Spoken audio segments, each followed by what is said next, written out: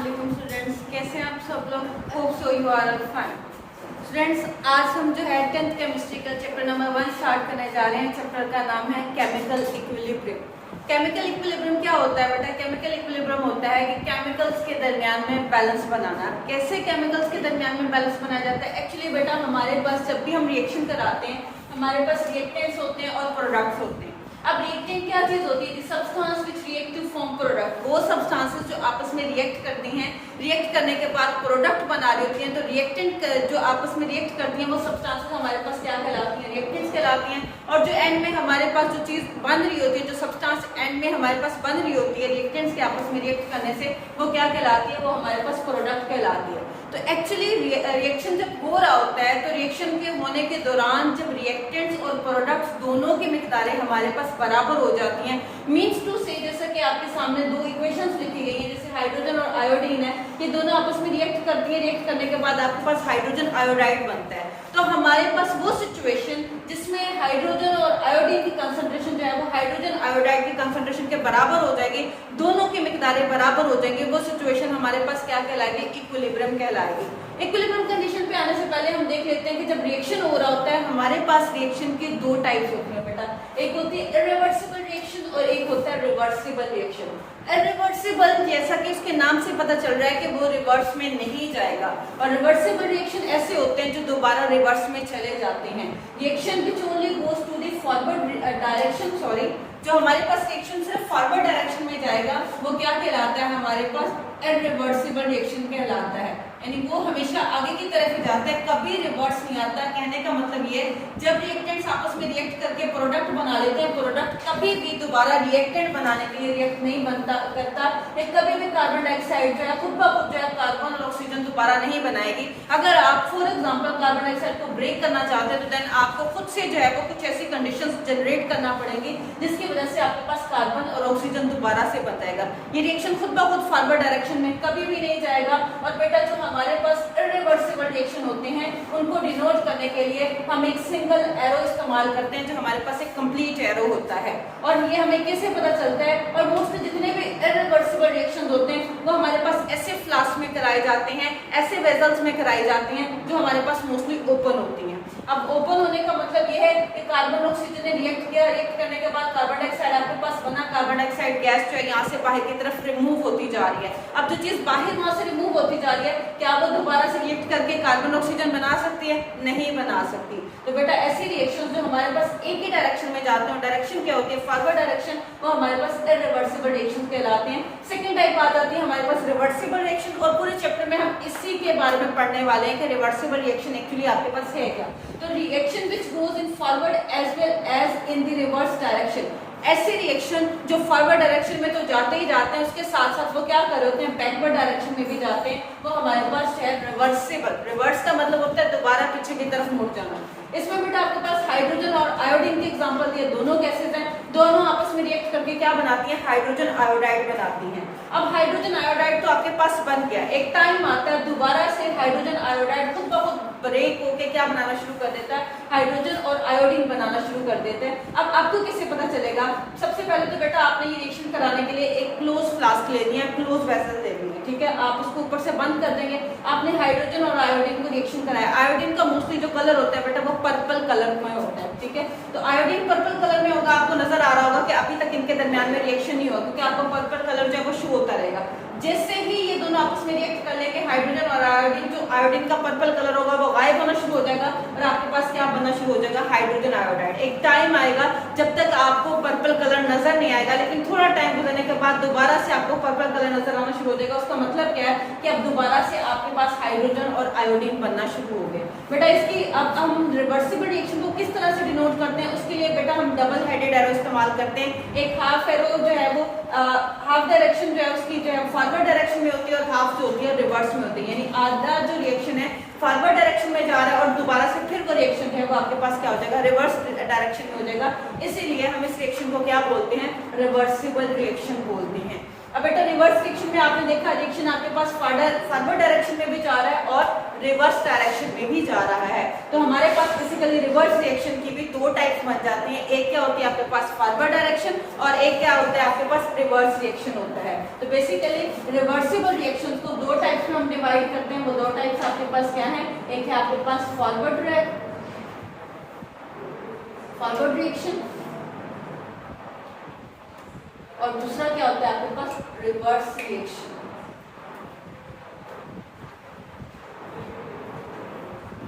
Forward reaction क्या होगा बेटा, जिसमें रिएक्टेंट्स आपस में रिएक्ट करके क्या बनाएंगे प्रोडक्ट बनाएंगे। वो आपके पास क्या कहलाएगा, फॉरवर्ड रिएक्शन कहलाएगा। The reaction which goes forward to form the product, वो रिएक्टेंट जब आपस में रिएक्ट करते हैं और क्या बनाते हैं, प्रोडक्ट बनाते हैं, वो रिएक्शन आपके पास क्या होता है, फॉरवर्ड रिएक्शन होता है। जैसे सपोज हाइड्रोजन है और आयोडीन है, आपस में रिएक्ट करते हैं, रिएक्ट करने के बाद हाइड्रोजन आयोडाइड बनता है, ये आपके पास फॉरवर्ड रिएक्शन है। अब रिवर्स में दोबारा से हाइड्रोजन आयोडाइड जो है वो ब्रेक होकर क्या बनाना शुरू कर देगा, हाइड्रोजन गैस और आयोडीन गैस जो है साथ में बनना शुरू हो जाएगी। इसमें क्या हुआ कि प्रोडक्ट ने दोबारा से रिएक्टेंट बनाना शुरू कर दिया, तो ये आपके पास क्या कहलाएगा, रिवर्स रिएक्शन कहलाता है।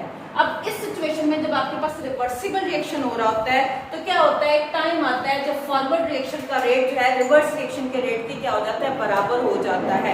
द सिचुएशन या द स्टेट या फिर the time at which rate of the forward reaction becomes equal to the rate of the reverse reaction, वो आपके पास टाइम जब आपके पास फॉरवर्ड रिएक्शन का रेट जो है रिवर्स रिएक्शन के रेट के बराबर हो जाता है, वो क्या कहलाता है आपके पास, वही एक्चुअली आपके पास इक्विलिब्रियम स्टेट कहलाती है। ठीक है, तो इन एक रिवर्सिबल रिएक्शन आपके पास नेक्स्ट सिचुएशन आती है chemical equilibrium.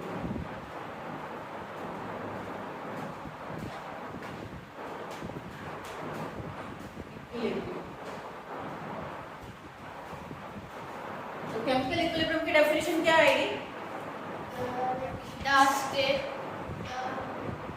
the state in which rate of forward reaction is equal to rate of reverse reaction। जी, द रेट भी लिख सकते हैं, द स्टेट भी लिख सकते हैं, द टाइम भी लिख सकते हैं, जिसके अकॉर्डिंग आप उसको जो है वो डिफाइन करना चाहते हैं उसके अकॉर्डिंग आप लिख सकते हैं। तो आप लिख सकते हैं यहाँ पे टाइम या फिर द रेट एट विच, जिस पर the rate of Forward reaction the rate of forward reaction becomes equal to the reverse reaction। forward reaction becomes equal to Rate of reverse reaction।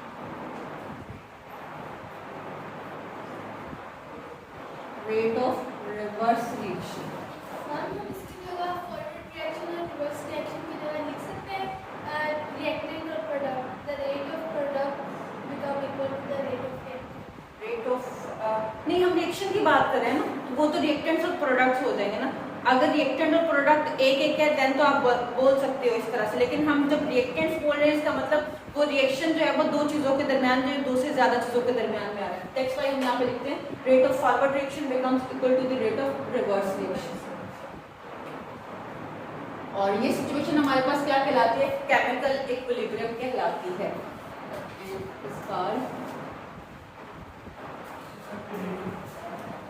Chemical equilibrium.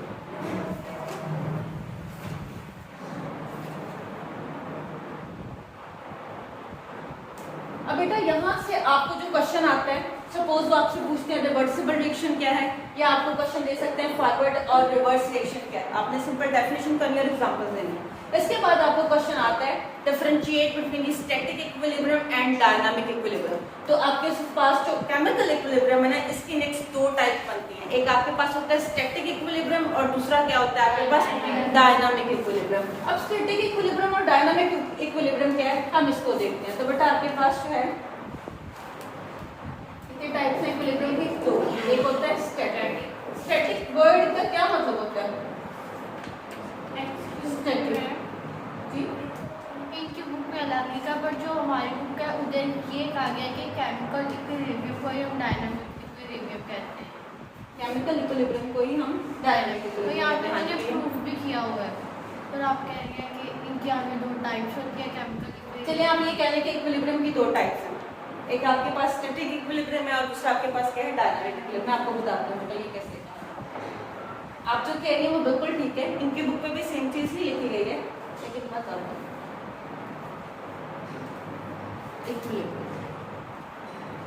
अब बेटा static equilibrium जो है ना, ये आपके पास एक फिजिकल फिनोमेना है। Physical phenomena क्या होता है? वो चीज जिसको आप देख सकते हो, जो किसी चीज की जिसामत की वजह से जो है फिनोमेना हो रहा है, वो एक्चुअली फिजिकल फिनोमेना कहलाता है।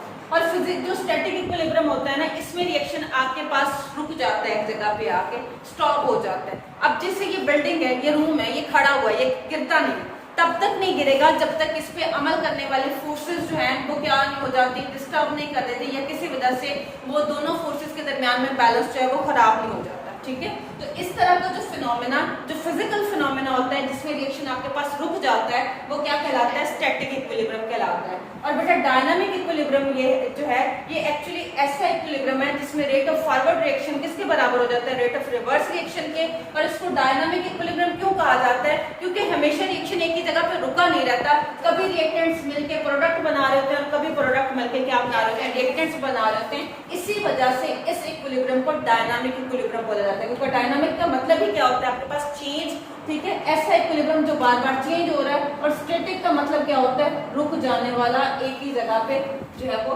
स्टॉप हो जाने वाला। तो बेटा जो स्टैटिक इक्विलिब्रियम है, इसमें रिएक्शन आपके पास क्या हो जाता है? स्टॉप हो जाता है। और ये एक फिजिकल फिनोमेना है। फिजिकल फिनोमेना वो फिनोमेना होता है जिसमें किसी तरह के कोई केमिकल्स इन्वॉल्व नहीं हो रहे होते। दैट्स व्हाई हम इस स्टेट को क्या बोलते हैं? स्टैटिक इक्विलिब्रियम बोलते हैं। ठीक है, तो ये equilibrium in which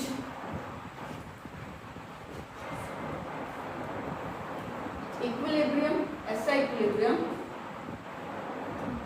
in which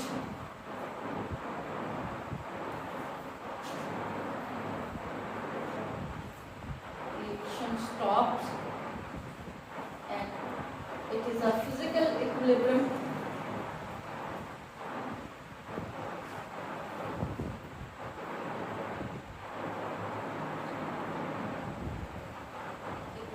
और बेटा इसकी हम एग्जांपल क्या करेंगे?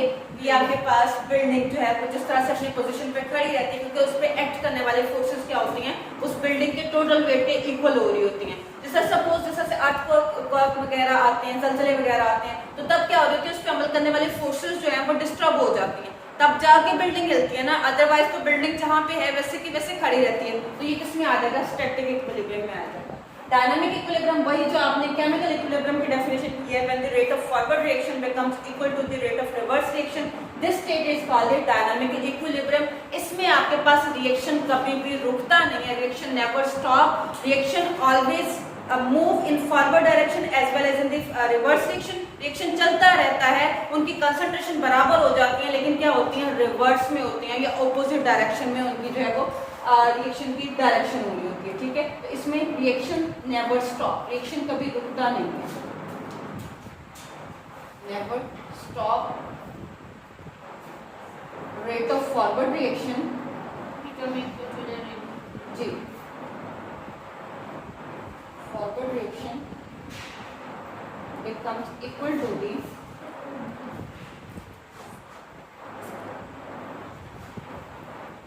rate of reverse reaction।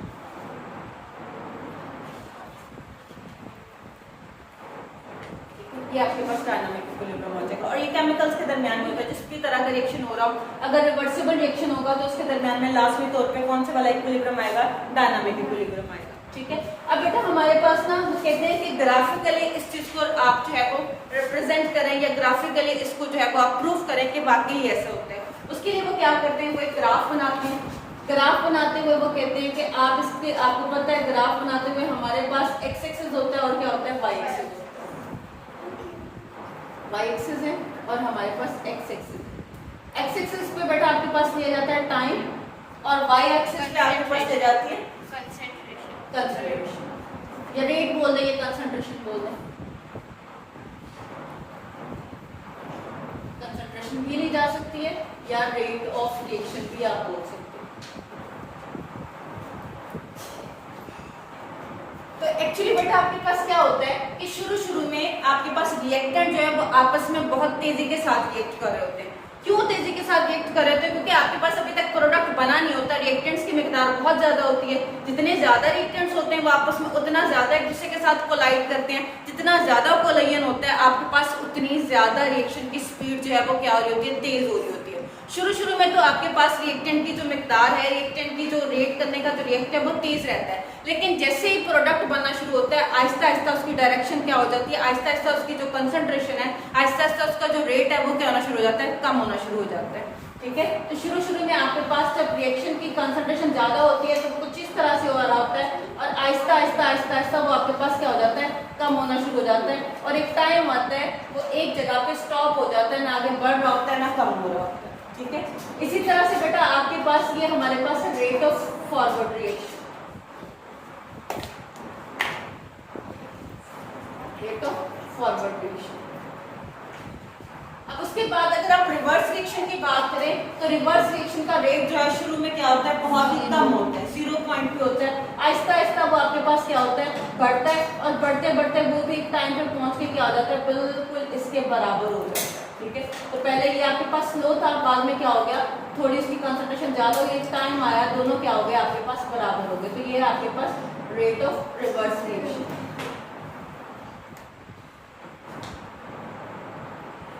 और वो सिचुएशन जहां पे इन दोनों की वैल्यूज बराबर हो जाती हैं, ये आपके पास कौन सी स्टेट है, chemical state.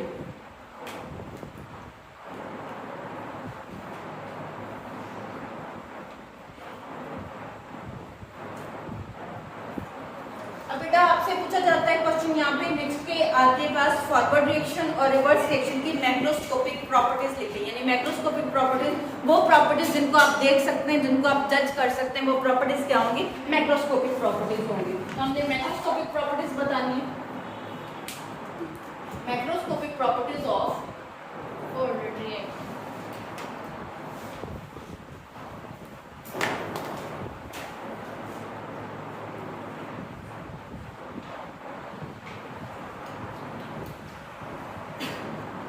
Macroscopic properties of forward और रिवर्स रिएक्शन।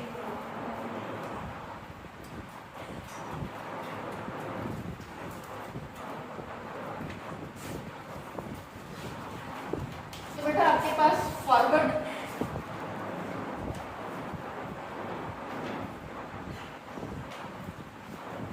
और सेकंड आ जाएगा reverse reaction.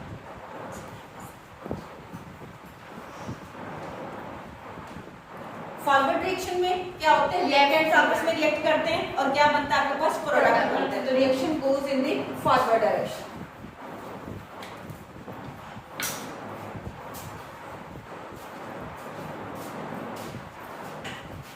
Reaction goes in forward direction. Ma'am हम ये भी लिख सकते हैं कि reaction from left to right. Direction जो है आपने बतानी है, आप किसी भी अपनी वर्डिंग में करके करेंगे तो वो ज्यादा बेहतर है, जितना आपको लगता है कि आप अपनी वर्डिंग में लिख सकते हैं, लेकिन वो वर्डिंग इतनी भी आपकी नहीं होनी चाहिए कि कॉन्सेप्ट ही टोटली चेंज हो जाए। कॉन्सेप्ट वही होना चाहिए जो उन्होंने दिया है, उसको आप अपनी वर्डिंग में अपनी जो आपको आसान लगता है कि आप उसको कन्वर्ट करके लिख सकते हैं, आप कैसे लिख लें। और यहाँ पे reaction goes in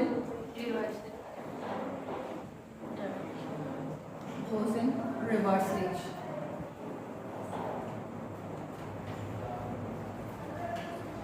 then next लिखेंगे आप reactant product and reactant form product and product form product form reactants.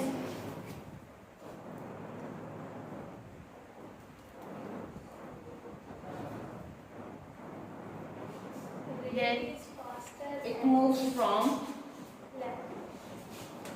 Left to right, ये इस डायरेक्शन से इस डायरेक्शन में जा रहा है, डायरेक्शन बता दें, left to right, and it move from right to left. Right. और बेटा ये आपके पास स्टार्ट में क्या होता है, फास्ट होता है, और Very faster at beginning. and gradually slow down. Slow down. beginning and gradually slow down। और ये आपके पास क्या होता है, स्टार्ट में आपके पास Zero. it is slow in beginning ma'am predictable लिख जी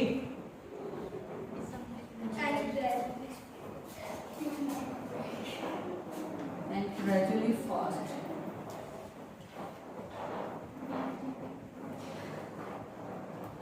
ठीक है बेटा, तो आज के लेक्चर में रिएक्टेंट्स और प्रोडक्ट के बारे में हमने देखा, रिएक्टेंट्स क्या होते हैं, प्रोडक्ट्स क्या होते हैं, टाइप ऑफ रिएक्शन को देखा, रिवर्सिबल रिएक्शन आपके पास क्या है, रिवर्सिबल रिएक्शन क्या है। रिवर्सिबल रिएक्शन में कभी भी प्रोडक्ट दोबारा से रिएक्टेंट्स नहीं बनाएगा, रिएक्शन एक ही डायरेक्शन में चला गया, उसके बाद रिवर्स में वो नहीं आने वाला। रिवर्सिबल रिएक्शन है, इसमें आपके पास रिएक्टेंट्स रिएक्ट करके दोबारा से प्रोडक्ट बनाते हैं, प्रोडक्ट दोबारा से क्या बनना शुरू कर देंगे, रिएक्टेंट, यानी ये फॉरवर्ड डायरेक्शन में भी जाता है और रिवर्स डायरेक्शन में भी जाता है, बिल्कुल आपकी तरह एक जगह पर टिकता नहीं है, इधर उधर मूव करता रहता है। उसके एग्जांपल्स में मैंने हाइड्रोजन और आयोडीन के एग्जांपल दिया है। हाइड्रोजन और आयोडीन आपस में रिएक्ट करके क्या बनाते हैं, हाइड्रोजन आयोडाइड, और इसको डिनोट करने के लिए हम डबल हेडेड एरो जो है वो इस्तेमाल करते हैं। और दूसरी इंपॉर्टेंट बात, आपके पास बेटा जब भी आपने रिवर्सिबल रिएक्शन की बात करनी है, ये रिएक्शन आपके पास क्या होगा, क्लोज वेसल में होगा, क्लोज सिस्टम में होगा। अगर आपके पास सिस्टम ओपन है देन आप ये रिएक्शन जो है उसको रिवर्सिबल रिएक्शन नहीं बोल सकते। आपके पास रिवर्सिबल रिएक्शन के दो टाइप है, फॉरवर्ड रिएक्शन है और रिवर्स रिएक्शन है। फॉरवर्ड रिएक्शन में रिएक्टेंट्स क्या है, फॉरवर्ड डायरेक्शन में जाते हैं, और रिवर्स रिएक्शन में क्या होते हैं, प्रोडक्ट दोबारा से क्या बनाना शुरू कर देते हैं, रिएक्टेंट बनाना शुरू कर देते हैं। और आपके पास एक टाइम ऐसा आता है जब रेट ऑफ फॉरवर्ड रिएक्शन जो है वो बराबर हो जाता है रेट ऑफ रिवर्स रिएक्शन के। इसको क्या बोलते हैं, केमिकल इक्विलिब्रियम बोलते हैं। और बेटा केमिकल इक्विलिब्रियम या सिंपल इक्विलिब्रियम की दो टाइप है, एक आपके पास स्टैटिक इक्विलिब्रियम है, एक आपके पास डायनामिक इक्विलिब्रियम है। स्टैटिक इक्विलिब्रियम आपके पास ऐसा इक्विलिब्रियम है जिसमें आपके पास रिएक्शन स्टॉप हो जाता है, और इसमें बेटा आपके पास मोस्टली वो वाले रिएक्शंस होते हैं जो फिजिकल होते हैं, फिजिकल फिनोमेना जितने भी रिएक्शन है वो आपके पास स्टैटिक इक्विलिब्रियम में आते हैं। और बात करते हैं और इसके एग्जांपल मैंने आपको बिल्डिंग के एग्जांपल दी, बिल्डिंग अपनी जगह पे खड़ी रहती है, गिरती नहीं, क्योंकि उस पर एक्ट करने वाली सारी फोर्सेस क्या होती हैं, बराबर होती हैं। डायनामिक इक्विलिब्रियम में बेटा इसमें आपके पास रिएक्शन कभी भी रुकता नहीं है, रेट ऑफ फॉरवर्ड रिएक्शन बराबर हो जाता है रेट ऑफ रिवर्स रिएक्शन के। देन बेटा आपने जो है वो इसको ग्राफिकली रिप्रेजेंट किया कि ये रिएक्शन किस तरह से हो रहा होता है। तो उसमें हमने देखा रेट ऑफ रिएक्शन शुरू में तेज होता है, आहिस्ता आहिस्ता वो क्या हो जाता है, आपके पास एक कांस्टेंट वैल्यू पे चला जाता है, जहां पे ना वो बढ़ रहा होता है ना कम हो रहा होता है। इसी तरह से रेट ऑफ रिवर्स रिएक्शन है, शुरू में बहुत कम होता है, ग्रेजुअली उसकी स्पीड क्या हो जाती है, ज्यादा हो जाती है। एक टाइम आता है जब उसकी स्पीड ना बढ़ रही होती है ना कम हो रही होती है, उसके दरमियान में एक जो है वो बैलेंस जो है वो बन जाता है। तो बेटा आपके पास ये सिचुएशन जहां पर इनके दरमियान में बैलेंस बनता है केमिकल इक्विलिब्रियम कहलाती है। उसके बाद आपके पास आती है macroscopic properties of forward and reverse reaction, वो आपने लिखनी है। यही थी बेटा आज के हमारे लेक्चर में, होप सो आप लोगों को समझ आ गया होगा। अगर कोई कंफ्यूजन हुई आप लोग कमेंट सेक्शन में कमेंट करके पूछ सकते हैं। अल्लाह हाफिज, have a very nice day.